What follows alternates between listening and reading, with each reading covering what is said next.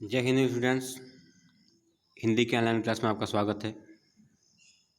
हम पढ़ रहे थे हिंदी का 6वां पाठ रक्त और हमारा शरीर। इसमें हमने इस पाठ को 3 भाग में बांटा था। 2 भाग आप पढ़ चुके हैं। आज हम अंतिम तीसरा भाग पढ़ेंगे।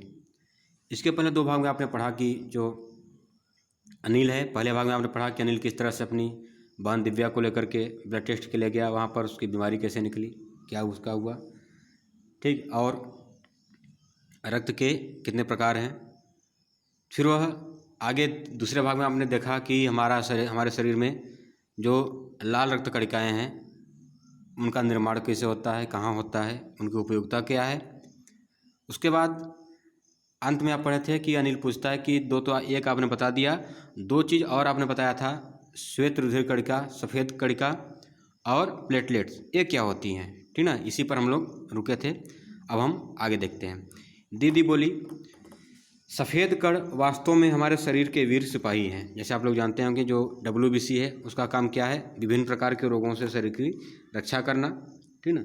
तो सफ़ेद कण वास्तव में हमारे शरीर के वीर सिपाही हैं। जब रोगाणु शरीर पर धावा बोलने की कोशिश करते हैं तो सफ़ेद कण उनसे डटकर मुकाबला करते हैं। जिस तरह से हमारे सिपाही हैं देश के, जब कोई शत्रु आक्रमण करता है तो उससे मुकाबला करते हैं, लड़ते हैं। उसी तरह से जो सफ़ेद कण हैं क्या करते हैं, हमारे शरीर में जो भी रोगाणु आते हैं उनसे डट करके वो मुकाबला करते हैं और जहाँ तक संभव हो पाता है रोगाणुओं के भीतर घर नहीं करने देते, ठीक ना। अर्थात वो रोगों से हमारे शरीर की रक्षा करते हैं, विषाणुओं को, रोगाणुओं को हमारे शरीर में अंदर नहीं आने देते। बस संक्षेप में यूँ मान लो कि वे बहुत से रोगों की हमारी रक्षा करते हैं। और बिम्बाणुओं का काम है चोट लगने पर रक्त जमाव क्रिया में मदद करना। ये तो हो गया श्वेत का, कि श्वेत रक्त कणिकाएँ क्या करती हैं, शरीर में अनेक प्रकार के जो रोग आते हैं उनसे हमारे शरीर की रक्षा करती हैं। तीसरा नंबर क्या है, और बिम्बाणुओं का काम क्या, बिम्बाणु यानी प्लेटलेट्स, उनका काम क्या है, चोट लगने पर रक्त जमाव क्रिया में मदद करना। जैसे आपको चोट लग गई और ब्लड निकलने लगा तो कुछ देर बाद आप देखते हैं कि वो धीरे धीरे ब्लड आपका, अगर हल्की चोट है धीरे धीरे बंद हो जाती है और उसके ऊपर एक पपड़ी सी बन जाती है, ठीक ना। वो कौन करता है, बिम्बाणु करते हैं, ठीक ना। तो तरल रक्त के तरल भाग प्लाज्मा में एक विशेष किस्म के प्रोटीन होती हैं जो रक्त वाहिका की कटी फटी दीवारों में मकड़ी के जाले के समान एक जाला बुन देती हैं। जैसे तरह का मकड़ी का जाला होता है, जब आप कट फट जाते हैं तो जो रक्त नलिकाएँ हैं, ठीक है, जिस पर से आपका रक्त ब्लड पूरे शरीर में जाता है, तो उसके जहाँ पर वह स्थान कटा हुआ है वहाँ पर वो मकड़ी के जाले के समान एक जाला बुन देती हैं। बिम्बाणु इस जाले में चिपक जाते हैं और इस तरह दीवार में आई दरार भर जाती है जिससे रक्त बाहर निकलना बंद हो जाता है, ठीक ना। अब समझ गए कि रक्त हमारा कैसे बंद होता है। जहाँ पे भी कटा फटा हुआ है तो हमारे प्लाज्मा में एक विशेष किस्म की प्रोटीन होती है, ठीक ना, जो रक्त वाहिका की कटी फटी दीवार में मकड़ी के जाले के समान जाला बुन देती है और बिम्बाणु उसी जाले पर चिपक जाते हैं। जब दीवार पर चिपक जाएंगे तो जो कटा हुआ स्थान है उस बंद हो जाएगा। जब बंद हो जाएगा तो हमारा खून बहना भी बंद हो जाएगा। अनिल बोला, दीदी लेकिन घाव गहरा हो तब तो खून बहता ही चला जाता है। जैसे आपको बताया कि यह जो व्यवस्था है यह हल्के फुल्के चोट के लिए, कि आपका ब्लड कुछ देर में रुक जाता है, लेकिन जब चोट गहरी हो जाएगी तब क्या होगा। हाँ, ऐसे समय में उस व्यक्ति को जल्दी से डॉक्टर के पास ले जाना चाहिए। ज़रूरत समझने पर ऐसी स्थिति से निपटने के लिए कुछ टाँके भी लगाने चाहिए, ठीक, कुछ टाँके लगाने पड़ सकते हैं। किंतु डॉक्टर के पास पहुंचने तक के समय में चोट के स्थान पर कसकर एक साफ कपड़ा बांध देना चाहिए, ठीक ना। देखिए आप भी ध्यान देंगे कि अगर चोट हल्की फुल्की तो सही है, लेकिन अगर किसी को बहुत तेज चोट लगी है और आप डॉक्टर के यहाँ ले जा रहे हैं तो आपको क्या करना है कि ऐसा नहीं कि आप उसको ऐसे छोड़ दे कि चलिए हम डॉक्टर से ही दिखवाएंगे। आप स्वयं भी उस जो कटी हुई जगह है जहाँ से रक्तस्राव हो रहा है, जहाँ से खून निकल रहा है, उस स्थान को आप खुद भी साफ कपड़े से बांध सकते हैं, ठीक। दबाव पड़ने से रक्त का बहाना कम हो जाता है जो उस व्यक्ति के लिए काफ़ी लाभप्रद सिद्ध हो सकता है। किंतु अगर बहुत अधिक रक्त बह जाए तो उसे रक्त चढ़ाने की जरूरत भी पड़ सकती है, दीदी ने समझाते हुए कहा, ठीक ना, कि अगर रक्त ज़्यादा निकल जाए तो उसको रक्त चढ़ाना पड़ सकता है, ब्लड चढ़ाना पड़ सकता है।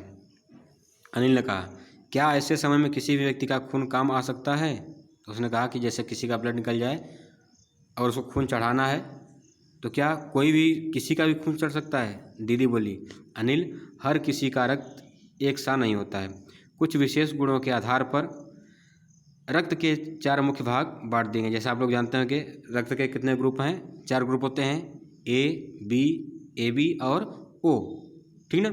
तो हर व्यक्ति का ब्लड हर व्यक्ति को नहीं चढ़ता है, उसका ग्रुप मैच होता है। जो जिस ग्रुप का होता है, जैसे ए ग्रुप का है तो ए का मिलेगा उसको, बी का है तो बी का मिलेगा। इसमें भी पॉजिटिव निगेटिव होता है कि ए पॉजिटिव है कि ए निगेटिव है, बी पॉजिटिव है कि बी निगेटिव है, ठीक है। तो अलग अलग रक्त समूह हैं, इनके आधार पर वो चढ़ता है। ज़रूरतमंद व्यक्ति के रक्त समूह की जांच करने के बाद उसे उसी रक्त समूह का रक्त चढ़ाया जाता है। जैसे जिस व्यक्ति को ज़रूरत है तो पहले उसका ब्लड जांच होगा कि उसका ब्लड ग्रुप क्या है, ठीक है। इसके बाद फिर ब्लड ग्रुप मिलने के बाद ही उसको उस प्रकार का रक्त दिया जाएगा।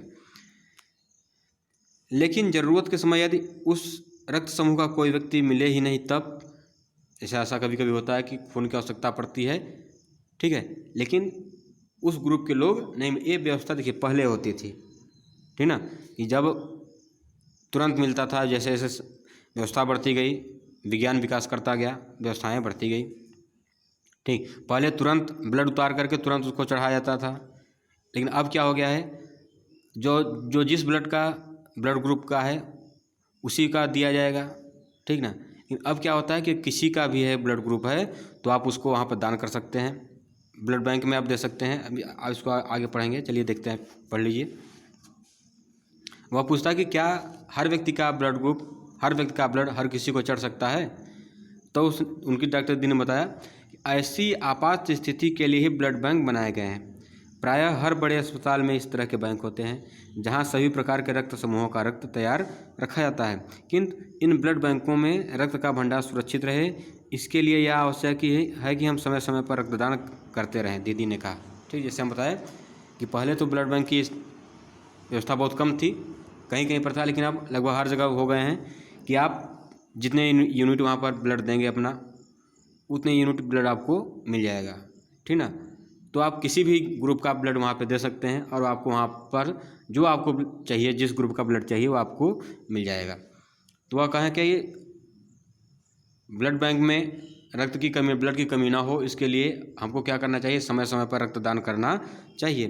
क्या मैं भी रक्तदान कर सकता हूँ? आप लोग देखे होंगे, पेपर में पढ़े होंगे, रक्तदान होता है कि हर लोग स्वेच्छा से अगर किसी के घर में आवश्यकता हो तो घर वाले देते हैं, नहीं तो कुछ लोग ऐसे भी होते हैं महान लोग कि जो स्वेच्छा से 6 महीने में, साल भर में अपना ब्लड दान करते हैं निःशुल्क, ठीक है।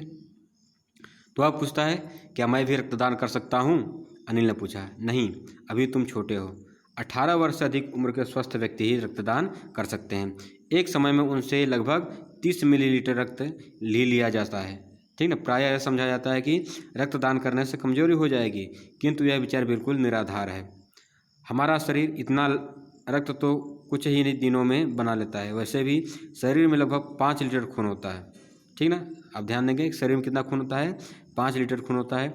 इसमें से यदि कुछ रक्त किसी ज़रूरतमंद व्यक्ति के लिए जीवन दान बन जाए तो इससे बड़ी बात क्या होगी, दीदी समझाते हुए बोली, ठीक ना। हमारे शरीर में वो कहा कि क्या मैं भी रक्त दे सकता हूँ? तो उन्होंने कहा नहीं, आप अभी रक्त नहीं दे सकते हो। रक्तदान करने के लिए अच्छी उम्र क्या है? 18 वर्ष, ठीक ना। अगर आप 18 वर्ष के हो जाएंगे तो आप रक्त दान कर सकते हैं, किसी को दूसरे को खून दे सकते हैं, क्योंकि और दूसरी बात कि लोग कहते हैं कि रक्तदान करने से शरीर में कमजोरी आ जाती है, ऐसी कोई बात नहीं है, ठीक ना।